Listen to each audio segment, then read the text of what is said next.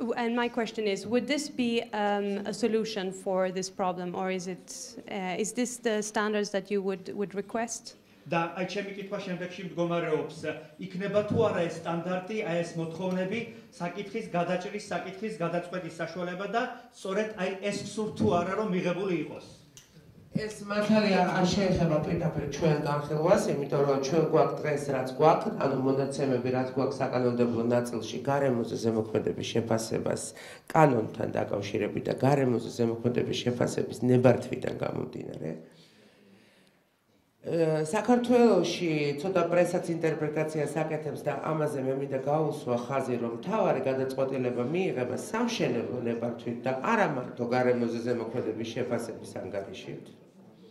და თუ რამე გაუგებრობა არის ზუსტად ის საკანონმდებლო ნონსენსებია, რომელიც ჩვენ გაგვაჩნია ამ კანონმდებლობაში, ეს არის ჩვენი ხედვა, საქართველოს წვანთა მოძრაობის ხედვა. და მე პირდაპირ გეტყვით, ჩვენ არ გაგვაჩნია სტანდარტი, როგორი უნდა იყოს გარემოზე ზემოქმედების შეფასების ანგარიშის ზოგადად.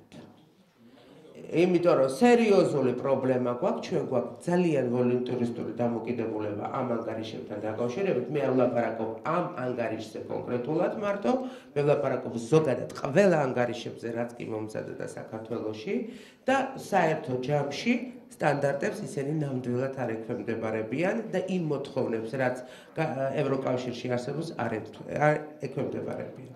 და რაც ეხება გარემოზე ზემოქმედების შეფასების თავს, როგორი უნდა იყოს ეს პროცედურა საქართველოში ასოცირებულ ხელშეკრულებაში, ჩვენ და სამწუხაროდ საზოგადოებრივმა ორგანიზაციებმა ამის შესახებ საერთოდ არ ვიცით.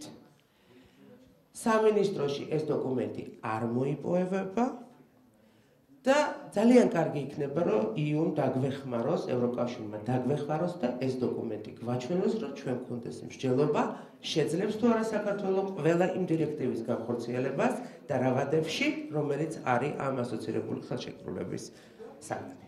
დიდი მადლობა კამილა, ჩვენ მართლა გვინდა თქვენგან ეს დახმარება სერიოზულად. შესვენება თუ შეიძლება გამოვაცხადებ ხოლმე. პასუხი ვერ მივიღე.